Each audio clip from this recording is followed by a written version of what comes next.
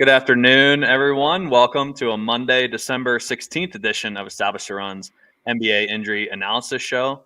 I'm your host, Mark Dankenbring, taking you through tonight's six-game slate alongside the encyclopedia, Mike Gallagher. How you doing on this fine Monday, Mike? Doing all right. Got a little gap here. You got some 7 o'clocks, a couple 7:30s, and you got to wait for a little bit for the two late night games. So interesting slate with the way the news is going to go down. But yeah, excited to talk it through. Had to go get my dog this morning from my brother who dog sit over the weekend. So I had to cut matchup short because he only gave me like a half an hour window. So, but yeah, I want to write matchups tomorrow. Excited for the NBA Cup game tomorrow after OKC just absolutely smoked him. Shout out to the Thunder. For sure. I'm sure Brody is glad to be back in your hands. And yeah, we have a nice 6-game slate ahead of the NBA Cup championship and then Wednesday off. So a couple days of rest almost after tonight. But let's get right into it where first game of the slate, Philadelphia 76ers are heading to Charlotte to take on the Hornets. Hornets are 3-point underdogs here. Some major injuries on both sides to discuss. On the 76ers, listed out is Joel Embiid with the sinus fracture he suffered in the 76ers last game. Caleb Martin is out with that shoulder injury, and then Jared McCain also out with a left meniscus tear. Adam Bona is also out here with left knee, so we should get a pretty condensed front court here for the 76ers. But Mike, what can you tell us about Joel Embiid being out? You know, Jared McCain out for a while. What's going on here with the 76ers? Yeah, not great. We actually just got news just now that Joel Embiid is going to be out at least a week with a right sinus fracture. So yeah, at least a week for him. So if you have a season-long league, don't have him in your lineup. Yeah, and then hopefully not too much longer based on that. But yeah, really weird injury. Don't have a big history here, but I would assume he's going to miss more time beyond that week. Just they can't catch a break here. On top of Jared McCain, lateral meniscus tear. We'll find out some more details in the coming days. I would assume if it's going to be a trim or taking out or however they're going to adjust it.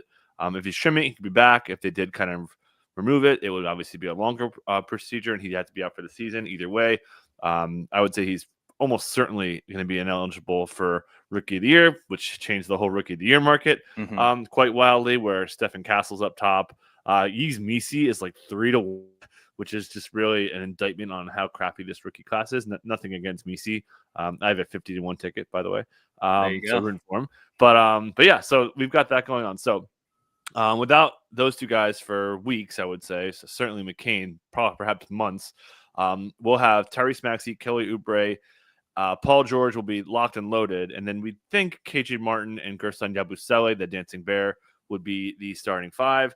Andre Drummond will be locked in the rotation now as well. Until Caleb Martin gets back, we're still going to need to find some minutes here. We think it's worth noting too. Jeff Downton got called up. He could play today. Could see Reggie Jackson into the rotation. Kyle Lowry's minutes to be more secure here. But yeah, they're a little bit thin. We know Tyrese Maxey can play 40 minutes all the time. I think he played 42 in regulation a couple games ago. So yeah, should be pretty tight rotation. Paul George minutes are completely full now, and KJ Martin's minutes have been pretty good.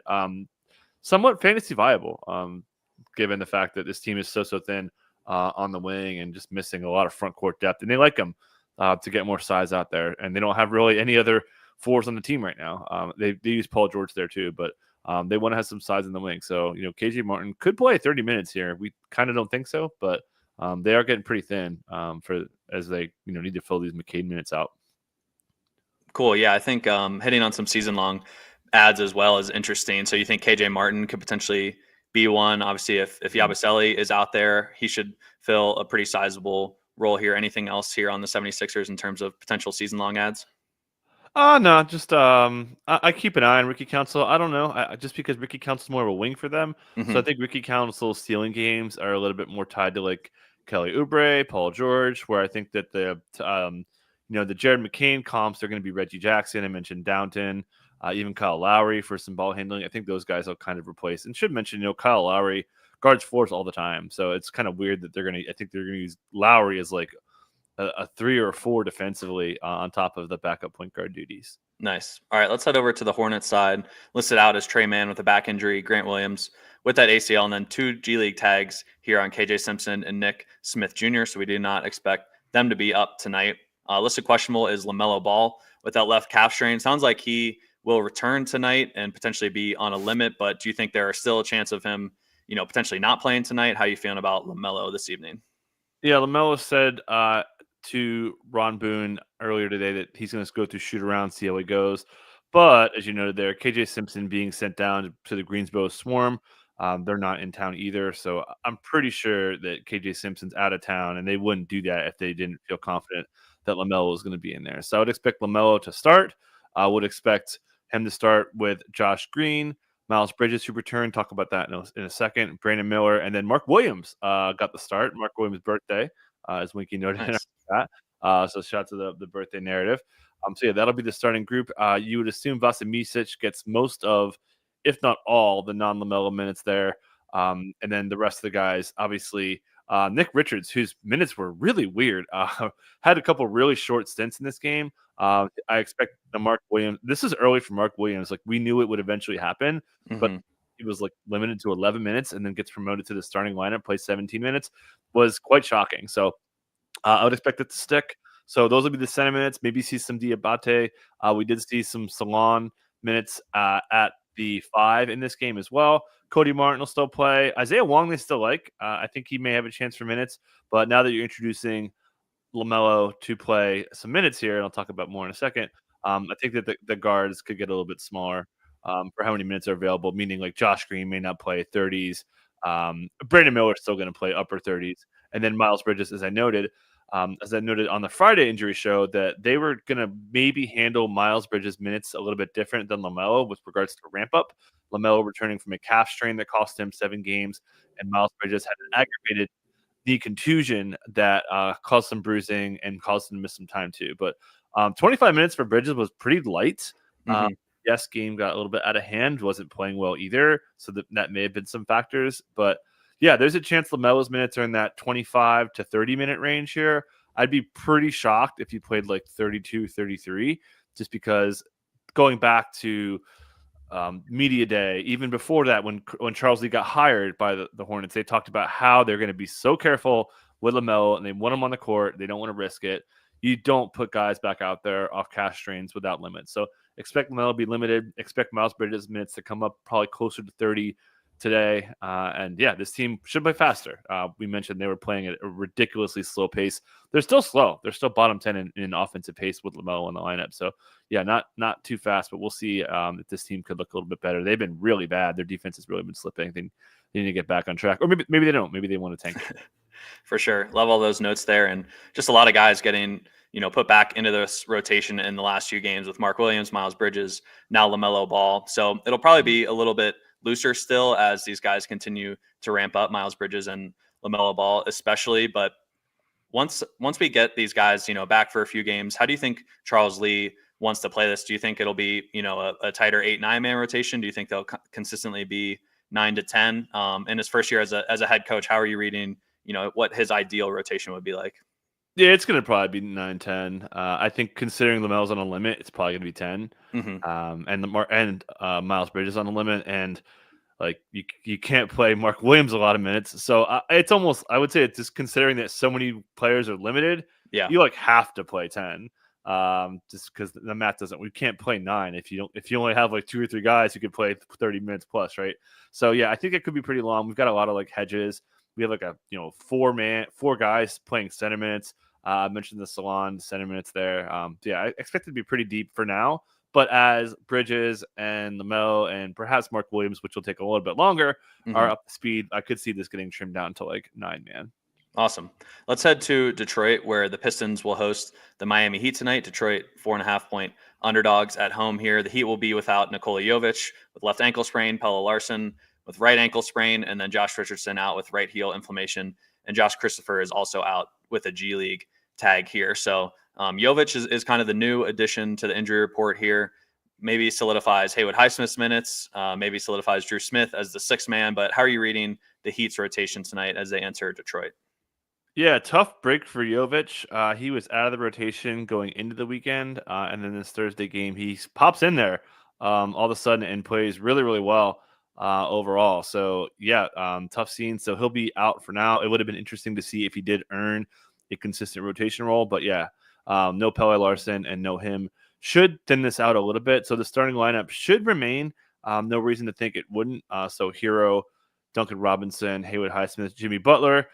Let's see what color hair he has. We saw the orange hair the day after the report that the Suns were interested, and he would be open to going there. Obviously, they would need to get Bradley Beal, which I'm sure the Heat don't want to do that. They've already basically shot that down. A couple summers ago, they didn't want to bring on Beal's A, money, and B, Beal has a no trade clause. So really tough player to trade for. But I digress. So yeah, that's starting five. Drew Smith, enter the Drew all of a sudden. Guy goes out there, plays 34 minutes. He's really cut into Terry Rozier, Jaime Jaquez, and those guys. They do not have Thomas Bryant anymore. He has been traded. So Kevin Love, we'll see if Khalil Ware could eventually come in for some minutes here. But yeah, should also note these teams have been off for a bit. They've been off since Thursday. So yeah, nothing really to note. Should see some fresh bodies. Yeah, really weird part of the schedule. But yeah, just besides the starting lineup, consistent, right? We don't usually see Spoelstra stick with a lineup. And we always talk about how Hero and Duncan Robinson don't play great together over the years, but they're sticking with it. They've been great in Highsmith's minutes are more secure. You don't have Jovic was really cutting into Highsmith the last game there. So never can feel confident about the Miami Heat rotation, but they are getting thinner at the forward spot. So as I noted, Highsmith, Drew Smith, Jaime Jaquez, and Duncan Robinson's role are a little bit more secure now with the Jovic and Pelle Larsson pieces out. For sure. Those wing minutes always on a bit of a string there for Eric Spoelstra.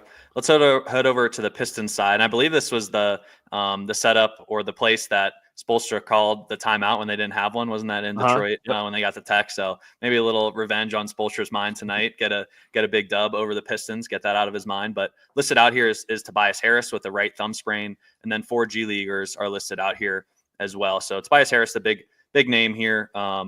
Who do you expect to start in his place, and how do you expect this Pistons rotation to shake out? Yeah, I think it's going to be Asar Thompson. Obviously, the minutes have been really bad. We had that 120-minute game, but he's almost routinely in the I didn't even say low teens, like usually 13, 14. So we know they're going to be ramping him up. Again, he's been out for a little bit of time. The team has been off since Thursday. So we landed at 18 and a half minutes for Asar. So I expect him to start on Jimmy Butler. And they'll run him short. They're not going to play him more than like 5-minute stints. So I'd say like best case scenario, he plays like maybe 4 or 5-minute stints, something like I think like 20 minutes will be a pretty solid outcome for him. So yeah, expect him to start. I could be wrong, and it could be Ron Holland who starts, but I'm expecting Asar given that I just think that they started him before too. So yeah, that's where we're at with him. Obviously Ron Holland. Someone like Fontecchio, I think Marcus Sasser will get back in the rotation today with these guys in there. And then, center minutes should be straightforward. Obviously, Jalen Duren and Isaiah Stewart will handle that 48 there. We'll see if they overlap. They overlapped one game earlier this season, but that was without Cade Cunningham. So a little bit of a different scenario there. So I don't think they're going to overlap Isaiah Stewart with Duren today. Sounds good. Let's go to Toronto, where the Raptors play host to the Chicago Bulls. Toronto 2-point underdogs here at home. The Bulls will be without EJ Liddell, Adama Sanogo, and DJ Stewart, who are listed out. Listed probable is Lonzo Ball with that left knee management, and then Nikola Vucevic expected to make his return from that illness after missing Friday's game. So Vuce is back, which will be nice, and then Sanogo listed out there. So kind of that push and pull we talked about on Friday was a little bit of a tell there from the Bulls. And then questionable here is Zach LaVine with back spasms and Dalen Terry with a right knee contusion. So LaVine, obviously the big question mark here with the back spasms. Any read on his availability tonight? Yeah, no read yet, but this is the same injury he was listed with last week. He was getting probable tags now. So this is a bit of a downgrade, getting a Q tag there. Probably going to play through it. He's been tagged with this before, as I noted. So I think he's in, but not confident. We did get Patrick Williams returning he had a 20 to 24 minute limit.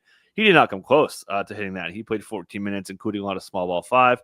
I thought that maybe no Vooch was maybe why they put him out there, but apparently the minutes limit was, 14 minutes is pretty rough. So, we landed at 20 minutes on Patrick Williams. Obviously, I still kind of think he starts, but I did, the fact that he couldn't even hit his 20-minute limit off the bench is kind of a pretty big concern. So not as confident there. As you noted, Vooch back from the illness. We don't know when he got sick really because, they were off for so much time. and then he comes back out there and gets a Q tag on the initial listing. So, but yeah, it seemed like he had really no chance to play. They called up Sonogo for this game. So expect Vooch back. We'll see how he looks from a conditioning standpoint overall. And then Lonzo Ball's minutes are starting to creep up closer to 20 now. Played really well. Much to our chagrin, we had an under on him that he absolutely destroyed on us. But yeah, so that's kind of where we're at. Getting some overlap with Josh Giddey at times, but yeah, keep an eye on Levine. Something he's been playing through for those guys. And obviously, if he didn't start, I still kind of think Patrick Williams is going to start. I might be wrong again, but if Levine was out, certainly Ayo Dosunmu, Josh Giddey, and Kobe White would really benefit from Levine not playing. Sounds good. Let's go over to the Raptors side, where several key contributors are listed out here. Scotty Barnes with that right ankle sprain. Sounds like he's going to be out a few weeks. Bruce Brown yet to make his debut, still listed with that conditioning tag. And then Emmanuel Quickly out with the left elbow UCL tear. Jamison Battle also out with a left ankle sprain here. So the Raptors somewhat thin on playmakers. We've seen RJ Barrett take over a massive role this season when Scotty and IQ have been out. Do you expect that to continue? And then kind of hit on some of the new guys here. We saw Jonathan Mabo start the last game. Do you think it could be him again? Do you think Jacoby Walter could still get in there? What's your read here on the Raptors? Yeah, I'm pretty sure it's point RJ season. I was pretty confident in that as well. I kind of had thought that it was going to be Walter over Mobo, but hey, they went with Mobo. They're going to stick with that, I think. As we've been talking about, December 15th has already passed. We saw Dennis Schroeder get traded because DeAnthony Melton wasn't eligible to be traded till the 15th. So the point I'm getting at here is Davion Mitchell, contract year, Chris Boucher definitely could be traded. Curious to see how it shakes out because, no Jamison Battle, that opens up some minutes. So does Chris Boucher play is kind of like the big rotation question. But I do feel pretty confident and should note too that Pirtle looked like he was doubtful to play and didn't start and then did play pretty full and actually played like okay. 16 points, 27 minutes in a smash matchup here against the biggest rim funnel team in the NBA. The Raptors are first in rim points as well. Rim possessions, excuse me. Denver's first in points. Correcting myself there. So yeah, expecting the same starting lineup. RJ Barrett at the point had like 6 minutes of touch time, triple double. Comments from Darko, so they want him to grow into that role, all that stuff. So point RJ season in a smash matchup. So him, Grady Dick, Ochai Agbaji, Mobo, and Jakob Poeltl. The bench, Jacoby Walter will still have a really strong role. I think Jamal Shed could play. Davion for their three guards. Kelly Olynyk, and then with Jamison Battle out, do they run it tight or do they add in Chris Boucher? As I mentioned, that's kind of the big question. We have a little hedge. We have 8 minutes of Chris Boucher, a.k.a. the Swatter Boy. But obviously this matchup is terrific for a team that loves to run in transition against one of the worst defenses in the NBA that plays really fast. Awesome. Yeah, good note there on Poeltl. That was kind of a weird outcome there where he was, almost, it seemed like a late scratch listed doubtful with back spasms and then ended up subbing in and playing pretty much a full allotment of 27 minutes there and not listed on the injury report tonight. So hopefully good to go and kind of pass those back spasms. All right, let's head to Brooklyn where the Nets will play host to the Cleveland Cavaliers. The Nets here are 10-point underdogs at home. And as you mentioned, just traded Dennis Schroeder. So a bit of a mix up there, but let's start on the Cavaliers side where Max Strus is still listed out with that right ankle injury. Jalen Tyson out with the illness, and then a couple G League tags out on Amani Bates and Luke Travers. Evan Mobley got the upgrade to probable, so we expect him to return tonight from that left ankle sprain. And then the only questionable tag here is Craig Porter Jr. with a left ankle sprain of his own. So likely only garbage time minutes there for Craig Porter Jr. if he is available. But how do you see this rotation playing out with Mobley back? And then we kind of get a revenge game here for Jared Allen, Karis LeVert, head coach Kenny Atkinson as well. So a nice matchup here in Brooklyn for the Cavs. Yeah, we were never worried about Evan Mobley's ankle. He, when he rolled it last weekend, he played through it at first and just kind of tapped out. And they said, let's just shut it down. And they played the Wizards. So they're like, all right, cool. Let's sit this out. And he's good. So I'd expect him to be basically full. Obviously resuming the starting lineup. I still think Isaac Okoro keeps his starting job. So Darius Garland, big game, shot to the flag plant for me. Donovan Mitchell, and then as you mentioned, Jared Allen playing awesome basketball, revenge game. Him and Kenny Atkinson, obviously, their story about Kenny losing his job for faith in Jared Allen. I'm curious to see if he sticks it to the Nets and like really feeds Jared Allen there. So yeah, those guys will start. Not 100% sure on Okoro, but pretty confident he'll start. Dean Wade will still have pretty good minutes. Karis LeVert, Ty Jerome, George Niang should be and Sam Merrill should be the bulk of the rotation. But yeah, should note, I'm surprised this line's only 10. I actually hit it. I took Cleveland -10 because we're going to talk about the Nets and what could be a pretty nasty rotation. Absolutely. And then just an update on Max Strus as well. The initial timeline on him was 6 weeks for that ankle injury. Today pretty much marks 8 weeks. The injury happened on October 17th. We're now on December 16th. So, a little bit of a longer stretch than we thought, especially for an ankle sprain. 2 months is quite a long time, but I think it's just probably given their record and their opponents the last couple of games. They want to make sure he's 100% before returning. I'll add that. I was going to say he was supposed to play on Friday, according to Shamsherini and other reporting. And then I thought, okay, one more and still out. So that's a little concerning. They had put him through some full practices.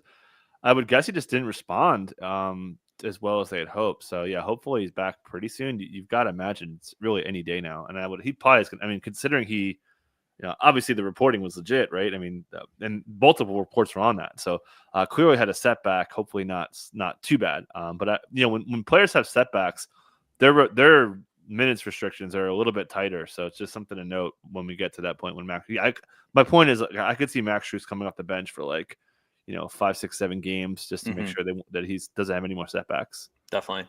All right, let's head over to the Nets side where, again, Dennis Schroeder was traded, so he will not be available tonight. Also listed out, Bojan Bogdanovic, that left foot injury recovery. Cam Thomas still out with the left hamstring. Zaire Williams, left knee sprain.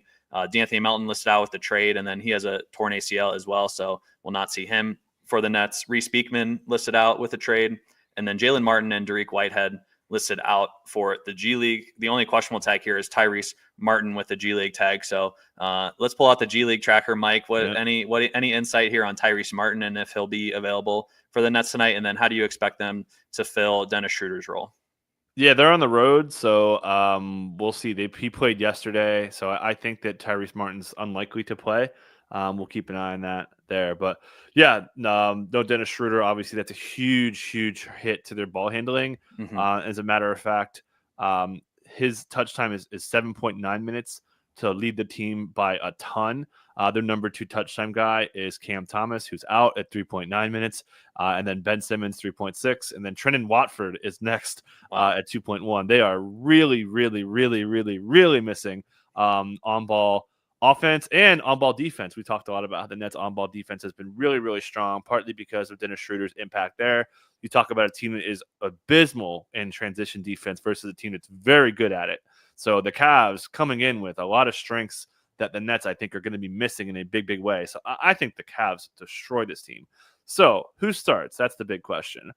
I feel pretty good, and there's just some commentary from Ben and the Beats that Ben Simmons is going to start. We know they don't really like that Ben Simmons, Nick Claxton situation, but I think they kind of got no choice. So expecting Ben, I still think Keon Johnson will continue to start. Cameron Johnson, Dorian Finney-Smith, and then Nick Claxton. The bench should be pretty secure with Shake Milton, Jalen Wilson, Trendon Watford. I expect to come back and play more minutes. I mentioned Shake and Day'Ron Sharp, and we'll see Noah Clowney should be in there too. So that's pretty good 10. Like I said, I don't think Tyrese Martin's going to be able to play. They don't need him to. They've got enough bodies. So yeah, that's kind of where we're at here. Obviously, the Nets are open for business.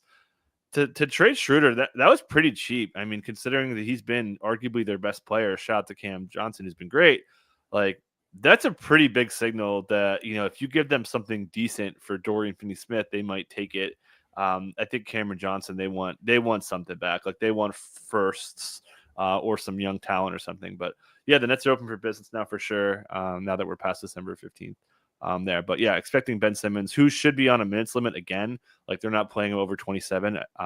The note from the Nets beat I just read was 27-20 seconds with that. So yeah, he should be around 27, but you got blowout. So I think we put him at, I think, 25 minutes there. But yeah, we'll see what Ben Simmons can do with what should be a larger handling role headed his way. Sounds good. At least a decent matchup for the Nets to toss him and Claxton out there against the double big lineup of Mobley and Allen. But obviously the floor spacing on the offensive side is kind of the limiting factor there. So it'll be interesting to see how the Nets move forward without Schroeder as the ball handler, with Simmons pretty much the best guy to fill in that role. And yeah, just offers absolutely no floor spacing on the offensive side.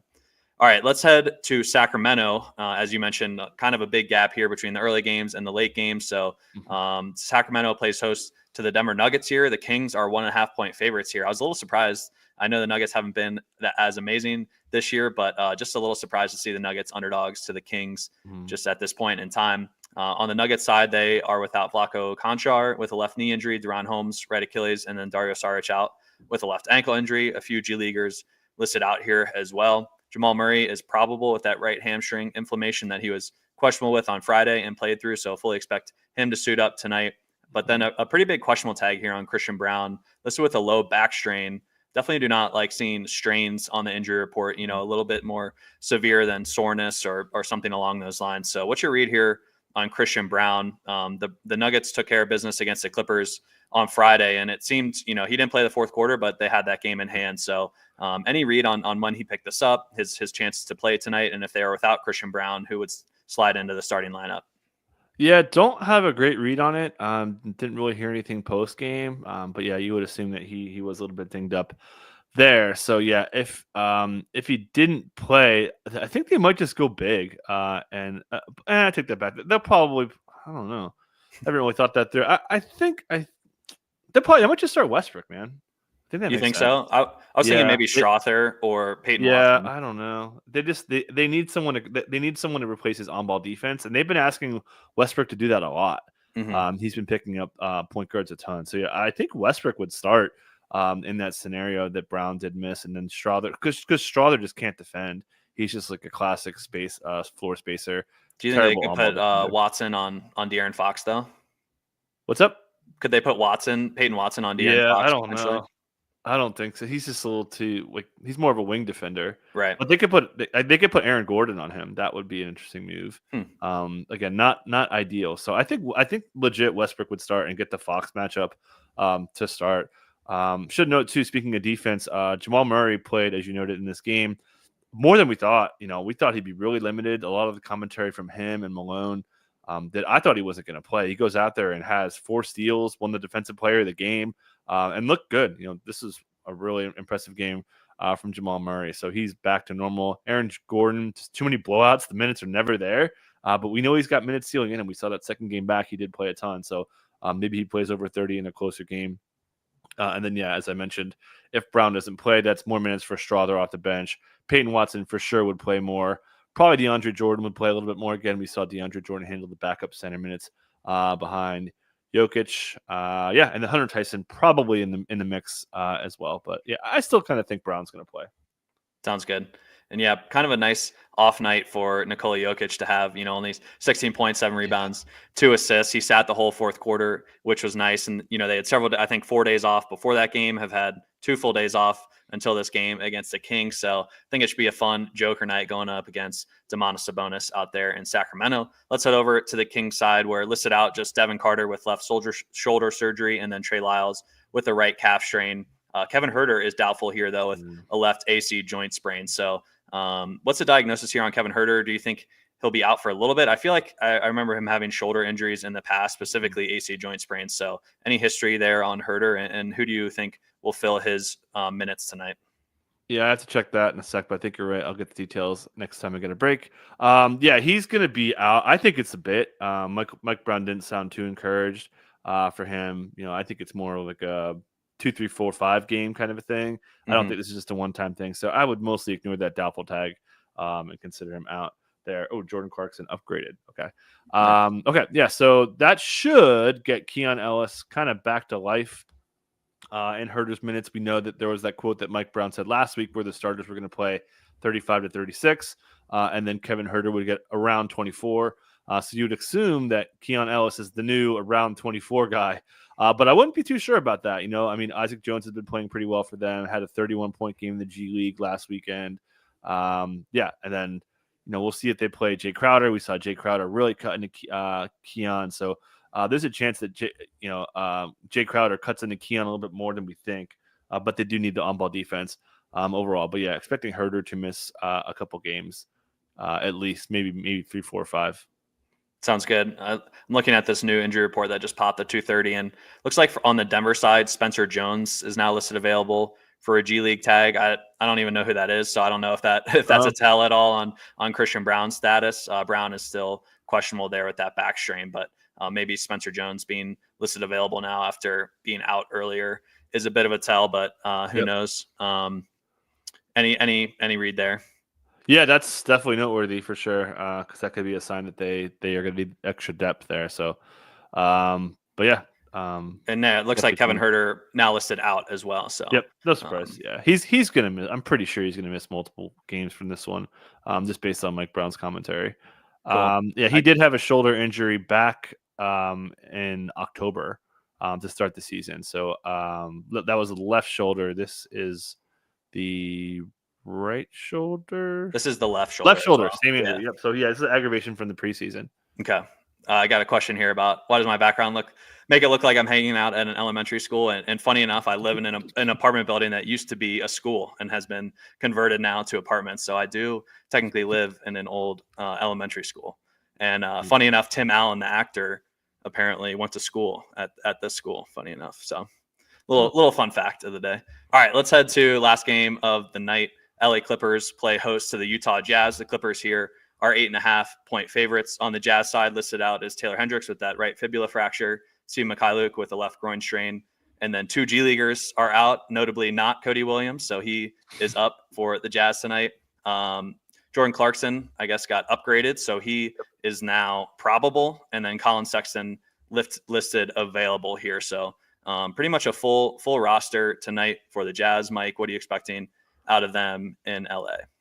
Yeah, so we were pretty, as you noted, the upgrade from Jordan Clarkson on the plantar fascia issue. That's good. He's been listed with this, had heard it earlier this year, returned briefly, then heard again and missed, call it 2 weeks. So definitely something that's concerning. We'll see how they manage it. Obviously, a big trade piece there, so they're going to be careful with him. I think that's really the case. Nice to see Lauri Markkanen. Looks like he's good to go. He had that really concerning injury management Q tag that got turned into a probable tag. This is starting to feel pretty annoying with these Q tags, but at least they're answering. At least they're like clearing them earlier. For us on the minutes team, we do not like, and our props team and everyone that covers the NBA seriously with projections. We do not appreciate Q tags all over the place. But I digress. We were on it. I think we talked about the rotation, how we thought that Drew Eubanks and Micah Potter were going to go away. We nailed it. I expect that to continue here with the same starting lineup. Jordan Clarkson played a lot. I think that's what I would have if you got a Q again and I didn't know he was probable, I would they probably played him too many minutes, like 31 minutes off the plantar fascia issue. That was a ton. So maybe that comes down to like 26, 27 overall. But yeah, I expect this rotation to be basically the same. Kyle Filipowski, we talked about him being limited in the G League, even he was playing there, got to 14 minutes. That comes up a little bit here. He was playing, low 20s. He was kind of cruising. Yes, there were injuries to Walker Kessler and such, but we'll see if Kyle Filipowski can get up. And does Cody play? I don't know. I think there's a chance. So a little bit messy, but I think that Juzang and Isaiah Collier and Bryce Sensabaugh have kind of done enough to kind of keep playing. And I can get the G League tracker. I think they're kind of around anyways. Cool. Oddly tight game there from Will Hardy. So I'm sure tonight they'll go 12 deep and no one will play over 28 minutes, but remains to be seen. Let's go over to the Clippers side. They have several out tags here. Kobe Brown listed out with a back injury. Derek Jones Jr. remains out with that hamstring strain. Kawhi Leonard out with the right knee. Terrence Mann out with a left middle finger fracture. And then PJ Tucker listed out as he is not with the team. So we saw Nick Batum start in place of Derek Jones Jr. the last game in Denver on Friday. Do you expect that to remain the same tonight against the Jazz, or any chance that the Clippers mix it up here in the starting lineup? Yeah, I feel pretty good that this is going to be a flip-flop. I'm not sure if it's going to happen today, but I think one of these games we'll eventually see Nick Batum kind of get back into the bench role. So it should be one of Amir Coffey and Nick Batum. It was Batum in the last game, as I'm alluding to there. So, besides that, Bones, the ultimate pain. We had a pretty big projection edge on Bones. Plays 6 first half minutes and then plays all the garbage time to a bet that we didn't have an official one on. But that was disgusting as he hit a late 3 there for a lot of people who felt the pain on that one. But yeah, obviously this matchup is the nuts. I made Norm Powell my cover boy. The just terrible, worse in transition, worse in catch and shoot stuff. This team is just so bad defensively on Utah's side. So, but yeah, this will be a really good spot for James Harden, Norm Powell, Chris Dunn. Zoo will start. Tougher matchup for him against Walker Kessler. The bench should be the same with Kevin Porter Jr. and Jordan Miller.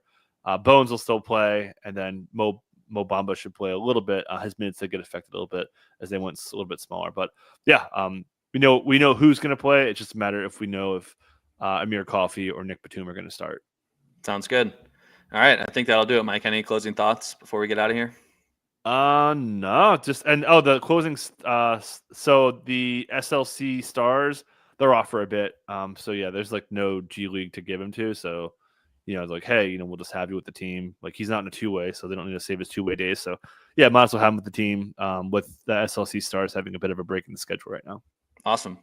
All right, well, then that will do it for this edition of the Establish Your Run NBA Injury Analysis Show. As always, we ask for your support in promoting this free content by liking the video and subscribing to our YouTube channel. It really does mean a lot to us at ETR to have your support. Feeding the algo helps circulate this video and allows us to provide this type of insight for free on a daily basis. So if you've been with us for the last 35 minutes, please take the couple seconds it takes to like and subscribe. It really does mean a lot to us here at ETR. If you have interest in getting access to our behind the paywall content, you can head to establishyourrun.com/subscribe-MBA to access our packages there. We have Mike's matchups column Monday, Wednesday, Friday, which is a must read, and I'm excited to dig into after we hop off here. So with that being said, enjoy tonight's 6-game slate and the NBA Cup championship tomorrow. But that will do it for us today. Have a good one out there. Peace out.